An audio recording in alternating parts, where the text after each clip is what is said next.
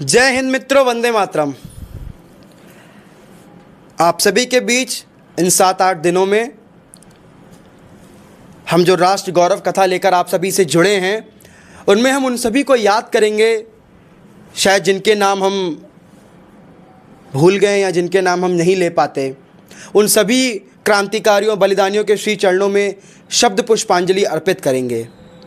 भारत एक वह देश जहां मानवता पूजी जाती है, एक वह देश जो नदियों को मां कहकर पुकारता है, एक वह देश जहां कण-कण में भगवान पाए जाते हैं, एक वह देश जो लाखों संतों और ऋषियों की तपोभूमि है, जहां गुरुओं का स्थान देवताओं से भी ऊपर हो, एक देश जहां धरती मां की कोख से फसलें पैदा होती हों और ठीक उसी तरह वहाँ की माताओं की कोख से अनेक क्रांतिकारी, अनेक बलिदानी जन्म लेते हों, जिनकी बदौलत आज इस वातावरण में हम खुलकर श्वास ले रहे हैं। शायद इसीलिए भारत को क्रांतिकारियों की भूमि भी कहा जाता है। विष्णु पुराण में वर्णित एक श्लोक बोल रहा हूँ, उत्तरम यद्र समुद्रस्य हिमाद्रे चैव दक्षिणम वर्ष यदम भारतम नाम भारत यत्र संतति। अर्थात समुद्र के उत्तर और हिमालय के दक्षिण में जो भूमि है वही भारत है, वही भारत कहलाती है और उसके निवासी यानी हम और आप भारतीय हैं। मैं कहता हूं कि संपूर्ण जगत में एक देश जो सबको दिशा दिखाता है, स्वर्णिम सविता को अर्घ देके पक्षियों को भोजन करवाता है, भक्ति भाव ऐसा कि देव मनुज भी पूजे जाते हैं और यहाँ की सभ्यता संस्कृति में पितृ भी पानी पाते हैं। मानवता ही एक धर्म है, हम सबको सिखलाते हैं और रण में शत्रु के सबको हम सुरक्षित शिविर पहुंचाते हैं। भारत जहां का प्रत्येक व्यक्ति उस 3:2 के तिरंगे को अपना सर्वस्व मानता है, उसके आगे शीश झुकाता है, जहां -25 डिग्री सेल्सियस में जवान उस तिरंगे में आंख डाल के कहते हैं कि तुझसे ही मेरा स्वाभिमान है, तेरे रंगों से ही मेरी पहचान है, अरे मैं क्यों ना झुकाऊं तेरे कदमों में सर, तू ही तो मेरा संपूर्ण हिंदुस्तान है। मित्रों, यूं तो तिरंगे का स्वरूप अनेकों बार बदला, परंतु पिंगली वेंकैया के संरक्षण में 22 जुलाई 1947 को हमें पूर्ण रूप से जो ध्वज प्राप्त हुआ वही आज राष्ट्र ध्वज है और उसे हम सब भारतवासी बड़े आदर और सम्मान के साथ शीश झुकाते हैं। आइए जानते हैं भारतीय राष्ट्रीय ध्वज की रोमांचक व गौरवशाली यात्रा। भारत का पहला राष्ट्रीय ध्वज 1904। भारतीय राष्ट्रीय ध्वज की यात्रा आज़ादी से बहुत पहले शुरू हो चुकी थी। सन 1904 में स्वामी विवेकानंद की शिष्या सिस्टर निवेदिता ने भारत के लिए एक ध्वज तैयार कराया, जिसमें पीले रंग की पृष्ठभूमि पर वज्र और वंदे मातरम अंकित था। यह राष्ट्र भावना का प्रारंभिक प्रतीक बना।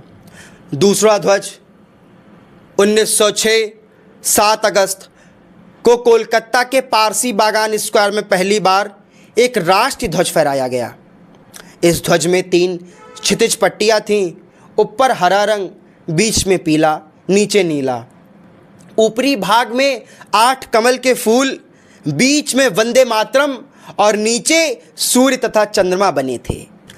तीसरा ध्वज 22 अगस्त 1907 को भारतीय स्वतंत्रता सेनानी मैडम बीकाजी कामा ने जर्मनी के स्टुटगार्ट में आयोजित अंतर्राष्ट्रीय समाजवादी कांग्रेस के दौरान विदेशी धरती पर भारत का पहला अनधिकृत राष्ट्रीय ध्वज फहराया था।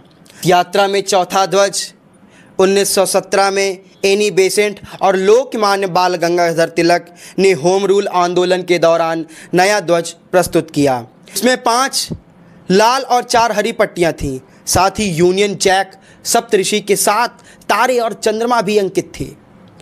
हालांकि यह ध्वज अधिक समय तक स्वीकार नहीं किया गया। अब आता है भारतीय ध्वज के इतिहास का सबसे महत्वपूर्ण अध्याय। आंध्र प्रदेश के किसान, सैनिक और ध्वज विशेषज्ञ पिंगली वेंकैया ने 1921 में महात्मा गांधी के सामने एक नया ध्वज प्रस्तुत किया। शुरुआत में इसमें केवल 2 रंग थे, लाल रंग और हरा रंग, जो भारत के दो प्रमुख समुदायों का प्रतिनिधित्व करते थे। गांधी जी ने सुझाव दिया कि सभी धर्मों और समुदायों के सम्मान के लिए बीच में सफ़ेद रंग जोड़ा जाए तथा चरखा रखा जाए, जो आत्मनिर्भरता और स्वदेशी आंदोलन का प्रतीक था। सन 1931 में कांग्रेस ने एक नए ध्वज को स्वीकार किया, जिसमें ऊपर केसरिया, बीच में सफ़ेद, नीचे हरा तथा बीच में नीले रंग का चरखा बनाया गया। यही ध्वज आधुनिक तिरंगे का आधार बना। सन 1947 22 जनवरी स्वतंत्र भारत का राष्ट्रीय ध्वज। 22 जुलाई 1947 को संविधान सभा ने वर्तमान भारतीय राष्ट्रीय ध्वज को अपनाया। सबसे बड़ा परिवर्तन यह हुआ कि चरखे की जगह सारनाथ स्थित अशोक स्तंभ ने धर्म चक्र को रखा गया। 15 अगस्त 1947 को यही ध्वज पहली बार स्वतंत्र भारत के राष्ट्रीय ध्वज के रूप में फहराया गया। आज हम सब उसी ध्वज को शीश नवाते हैं। आपके मन में सवाल होगा, अशोक चक्र क्यों? ध्वज के बीच में बना गहरे नीले रंग का अशोक चक्र केवल एक पहिया नहीं जिसमें 24 तिल्लियां हैं, यह धर्म, न्याय, प्रगति, निरंतर गति और कर्म का प्रतीक है। इसका संदेश है, रुको मत, चलते रहो। यदि राष्ट्र रुक जाएगा तो उसका विकास भी रुक जाएगा। तिरंगे के 3 रंगों का अर्थ है केसरिया रंग, सफ़ेद रंग, हरा रंग। केसरिया रंग त्याग, साहस, बलिदान और राष्ट्र सेवा का प्रतीक। सत्य, शांति, ईमानदारी और पारदर्शिता का प्रतीक है सफ़ेद रंग। समृद्धि, विकास, कृषि, प्रकृति और जीवन का प्रतीक है हरा रंग। यह तिरंगा केवल 3 रंगों का कपड़ा नहीं, यह भगत सिंह की मुस्कान, चंद्रशेखर आज़ाद की हुंकार, नेताजी का स्वाभिमान और लाखों बलिदानियों की अमर गाथा है। जब भी आज यह तिरंगा हवा में लहराता है तो केवल एक ध्वज नहीं बल्कि 140 करोड़ भारतवासियों का आत्मसम्मान लहराता है। विजय विश्व तिरंगा प्यारा, झंडा ऊंचा रहे हमारा। भारत माता की जय। इसी के साथ अपनी वाणी को विराम देता हूं।